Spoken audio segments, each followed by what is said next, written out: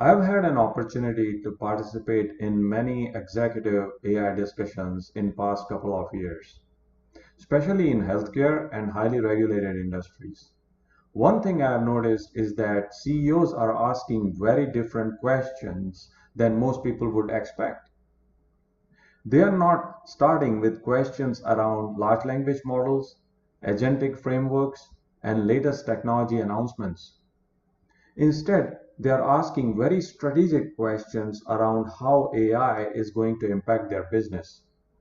I'm going to share with you 5 common questions that I have come across in these conversations lately. First, what are our peers doing? They are curious about where is competition with their AI adoption journey. Second, where are we on the AI maturity curve? So they are looking for that outside in perspective. Third, where should we start? Fourth, how much investment and what type of investment is expected from our side? Fifth, what is the AI inflection point for our business? And honestly, the answers to these questions vary from organization to organization based on their maturity and their AI transformation goals. But I have provided my perspective on potential responses to these questions. So let's dive a little bit deeper on each one of these. What are our peers doing? CEOs are naturally looking for benchmarks. They want to understand how their peers are approaching AI adoption, where the value is being created, and whether they are leading, keeping pace, or falling behind their competition. What's important is they are not looking for generic AI success stories. They want examples from organizations that face similar regulations, similar business challenges, and similar operating environments. The second question is where are we on the AI maturity curve? And just like I said before, give them that outside in perspective and look into their organizational culture, their tech debt, some of the legacy ways of working, and they want answers like where are we today? What does good look like for us? What does great look like for our organization? And what's the best path for us to get there? And the answer to this question helps us with answers to other questions that I have brought up in this discussion. Let's look at the third question, which is where do we start? My recommendation is usually to begin where adoption friction is the lowest and value can be demonstrated quickly. For many organizations, that means starting with shared services and back office functions. These functions often provide opportunities to improve productivity while managing risk effectively.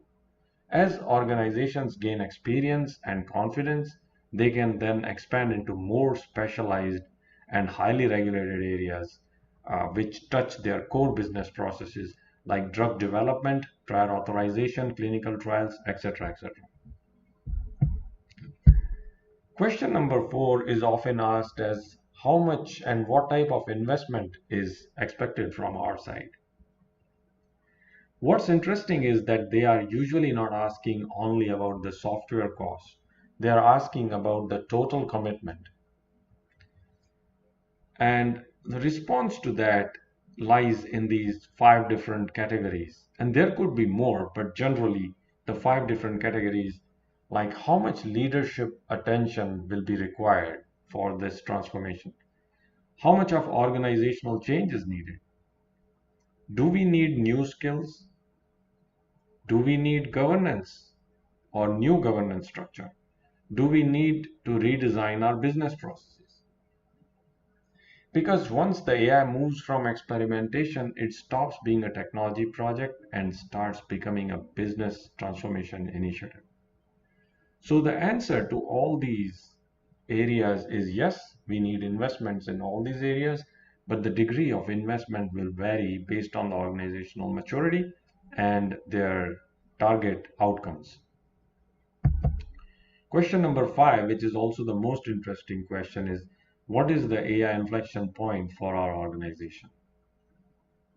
In other words, at what point does AI stop being a collection of experiments and starts fundamentally changing how organization operates? And the answer could lie in any of these areas.